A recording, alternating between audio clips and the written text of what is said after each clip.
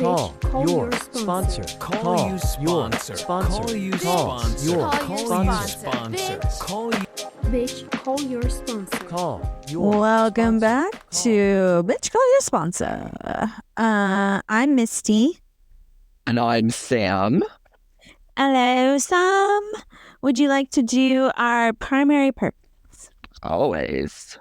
Our primary Purpose is for is for Misty and Sam Misty and Sam to grow their friendship and make others. Okay.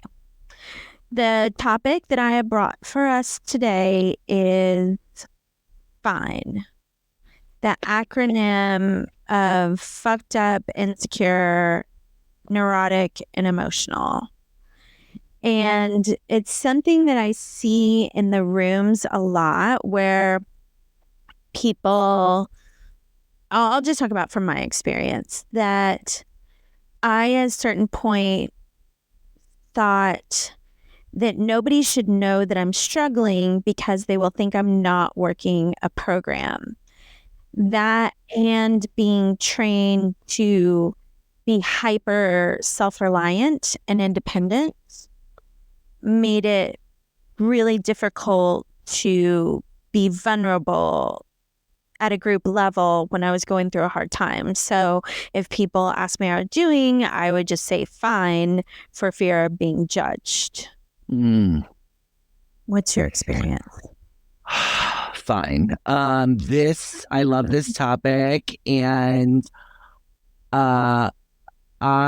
there's two things that happen for me. I always usually say good or okay or I'm here, which isn't necessarily answering the question, right? Like, I'm in a place of wanting to be seen more and be more vulnerable. That's what I'm practicing, right? In my active connection with people. And what comes up for me is that I don't know how I'm doing because I'm not necessarily like so in touch, you know, and with the people that I actually care about and I'm practicing this vulnerability with is I don't want to take up too much space, you know, and so I don't want to take up too much time. There's like a self-worth thing that's actually coming up for me underneath it, you know, because it would take for me to actually honestly answer the question, like, how am I doing? And to be connected, it's like, oh, I would in this place I'm at now, would say I feel whatever, fill in the blank. And that's it. You know what I mean? But I'm not in touch with that immediately. Does what I think make sense? Like profound.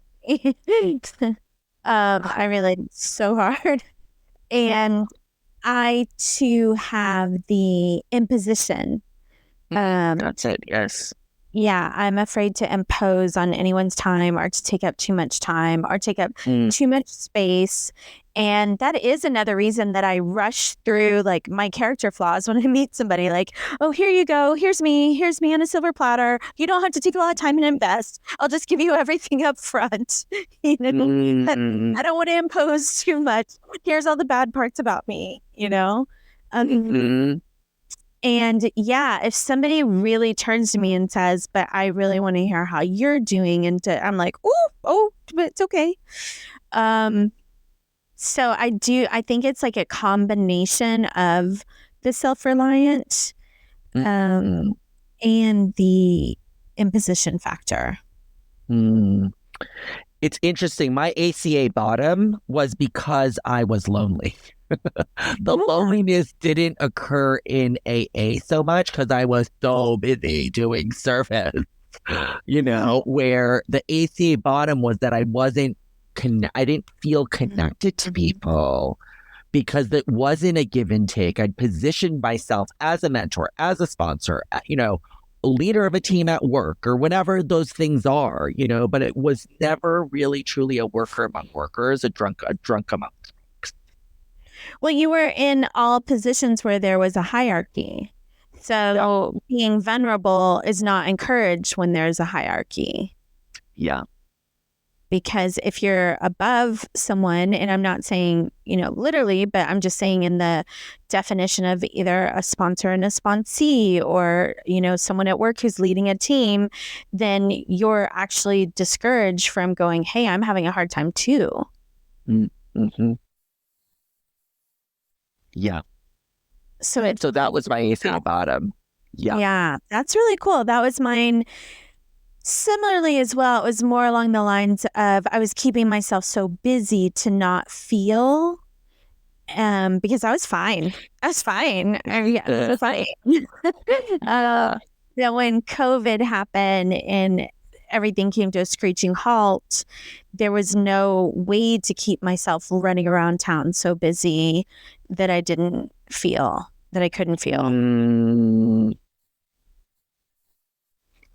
Yeah.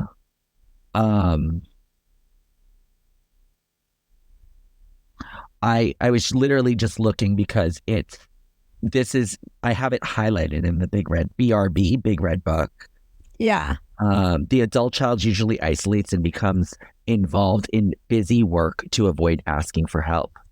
She scrambles to manipulate anyone who might be still be having contact with him. Their bottom involves an inability to connect with others on a meaningful level. That's totally me.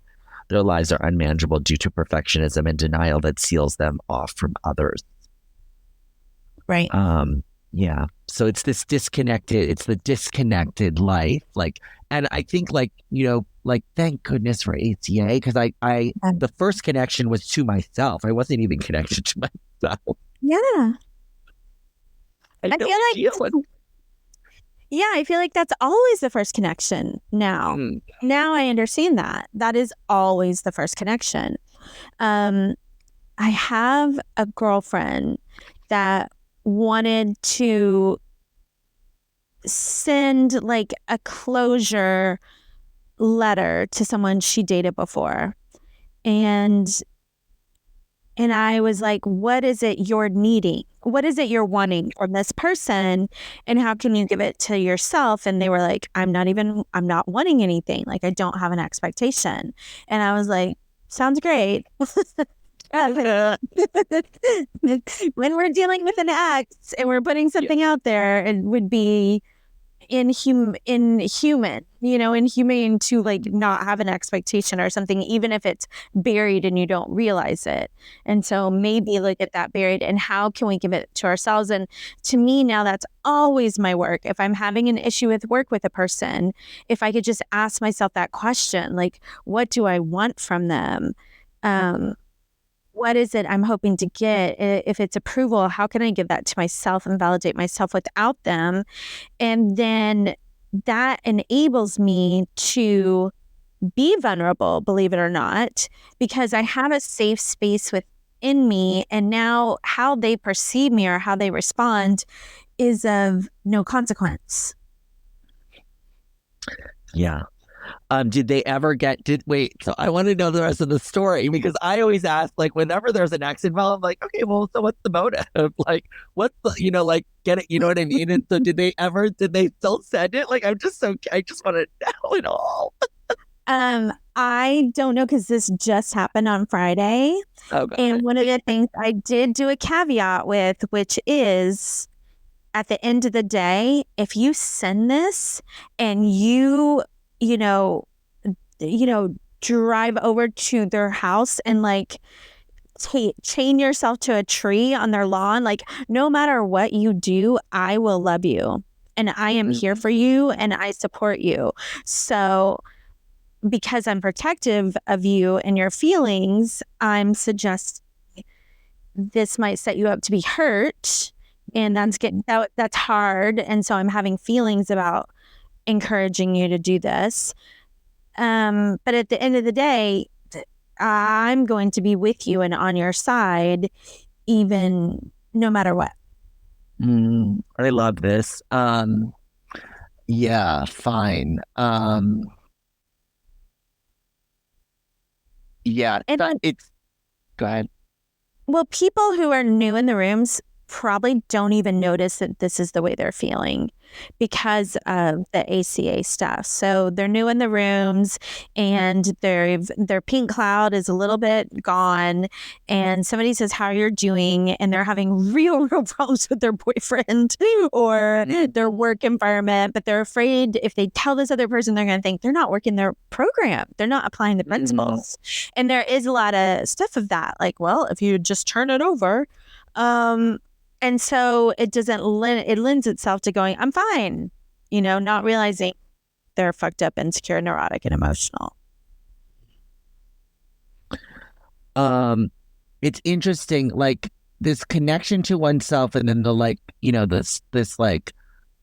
sometimes I don't know what my motive or the thing is that I'm needing until after it happens. Like the example I always give is like I hold open the door for somebody and then they don't thank me and then I get like really pissed, and it's like,